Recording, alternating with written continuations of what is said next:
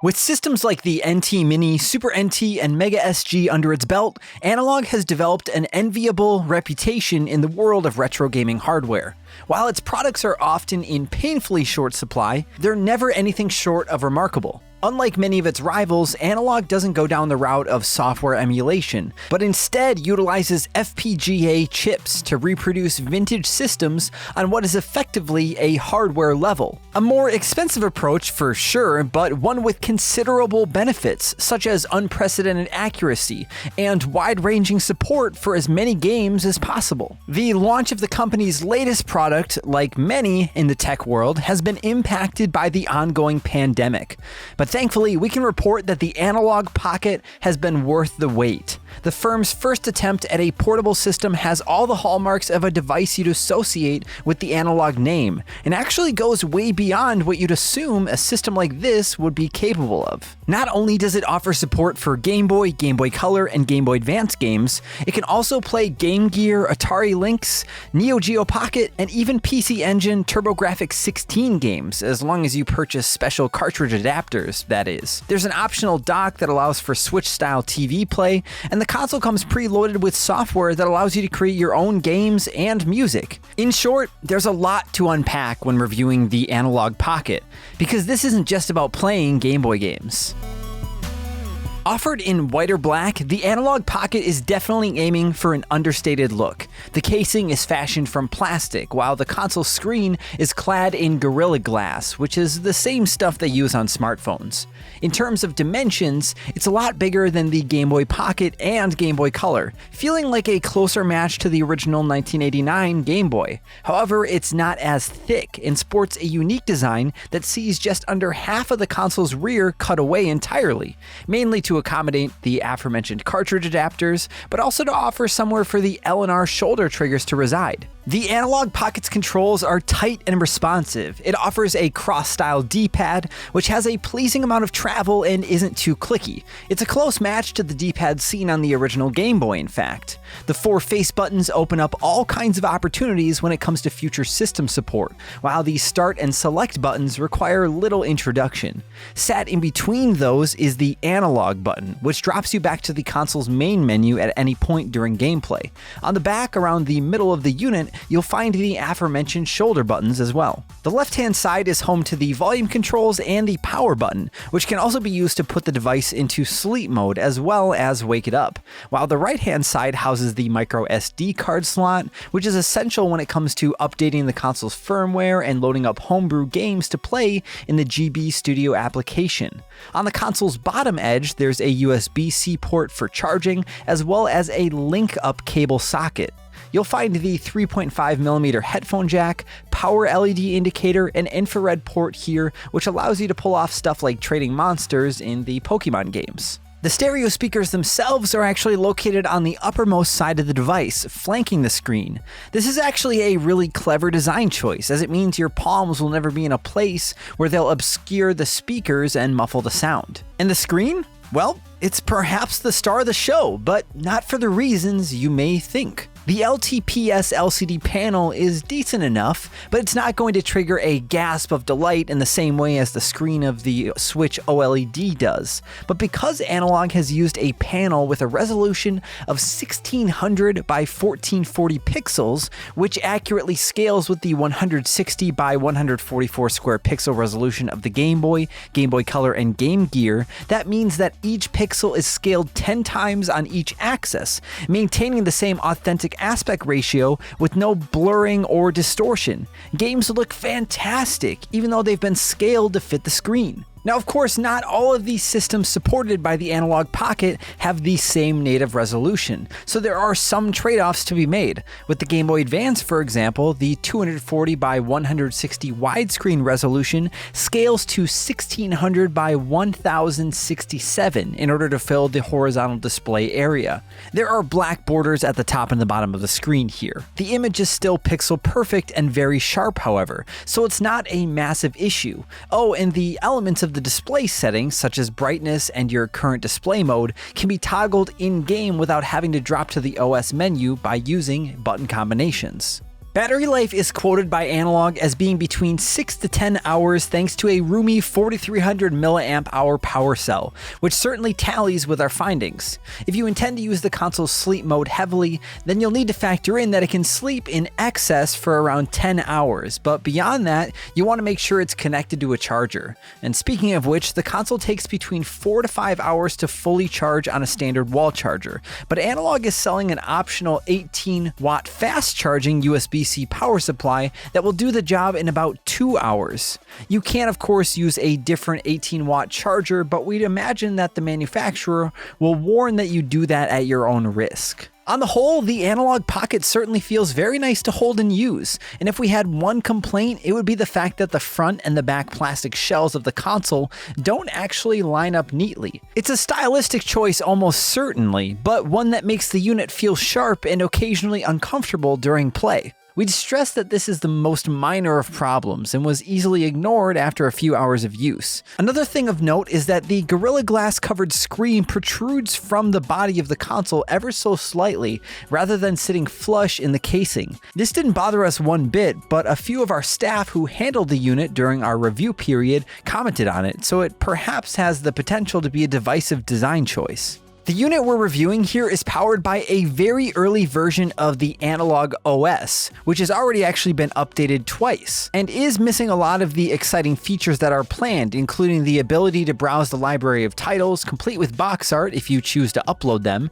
You can create shareable playlists of games and even use save states. There's already a quick save load feature built into the current version of the OS, which was version 0.14 at the time of writing, but it comes with caveats. You can only create one save state at a time, and powering down the console deletes the save state. However, Analogue insists that version 1.1 of the OS will allow you to do everything imaginable with save states, so it's clear there are big plans afoot. An impressive degree of control is offered to the user when it comes to presenting the various games on the console. For example, you can choose to view Game Boy games in the super clear Analog GB display mode, or you can opt for the original DMG mode, which not only adds that authentic pea soup green tint, but also simulates the 160 by 144 pixel grid for a seriously authentic look. And that's not all. Game Boy games can also be played in display modes that simulate the grayscale screen of the Game Boy Pocket or the electroluminescent backlit screen of the Japan-only Game Boy Light. Although it's not available yet, Analogue OS will allow you to customize your Game Boy display mode in the future, so you can pick the color filter you like most as well. These granular display options extend to the other consoles the Analogue Pocket supports. In the case of the Game Boy Advance, you can toggle between the sharpness of the Analog GBA mode or the washed out nature of the original GBA screen. Or if you wish, you can choose the SP101 mode, which adds a pixel grid over the top of everything. The wide range of display modes means you're almost certain to find one that you want, and future firmware updates are very likely to add more options. Now, we didn't get much of a chance to play around with GB Studio and Nano Loop, mainly because we lack the creative talents to make any meaningful use of them, but budding game developers and chiptune musicians will no doubt find their inclusion very welcome, and it's not hard to imagine a future where homebrew games will be readily shared between Analogue Pocket users. Now, as is the case with Analogue's other consoles, the Analogue Pocket is very much focused on giving players the chance to unlock their library of physical media. The system itself doesn't come with any online store or digital downloads and requires you to have original carts in order to use it. It's worth noting, however, that flash carts are supported. It's also worth noting that in the case of Game Boy and Game Boy Color games at least, the cart does stick out of the slot quite alarmingly, whereas on the original hardware, the cartridge connector was concealed within the body. On the Analogue Pocket, it is almost entirely exposed. This will almost certainly be due to the modular nature of the system and its optional cartridge adapters, but even so, you'll want to be careful when handling the device, as it's easy to knock your Game Boy or Game Boy Color cartridge with your fingers and potentially dislodge it from the slot. Game Boy Advance games are stubbier in nature and less prone to this issue, but it can still happen, and doing so will likely cause the game to crash, as you'd imagine. Because the Analogue Pocket is powered by FPGA, the games run flawlessly. As far as the carts are concerned, they're running on original hardware, and that's the beauty of the technology. It's replicating performance on a hardware level rather than a software one. So if you value accuracy in your retro gaming, then it goes without saying you have little reason to complain about the Analogue Pocket's performance. Now, the Analogue Pocket has a number of different extras you can purchase, and the most significant of which is the dock, which effectively turns the system into a retro-focused version of the Switch. Using the console's USB-C port, the dock allows you to output to your HD television via HDMI at 1080p. The dock has two USB inputs for wired pads, but also supports both Bluetooth and 2.4G for wireless controllers, and you can connect up to 4 different pads using Bluetooth. It's also possible to power up the dock directly from the controller, which is nice, and the dock is compatible with Analogue's digital to analog converter, which means you can use it on an old school CRT if you still have one laying around, and plenty of you should because they're beautiful. And the cartridge adapters we mentioned earlier come in at $29.99 a pop, and currently only the Game Gear version is available. The Neo Geo Pocket, Lynx, and PC Engine adapters are going to be released in the future.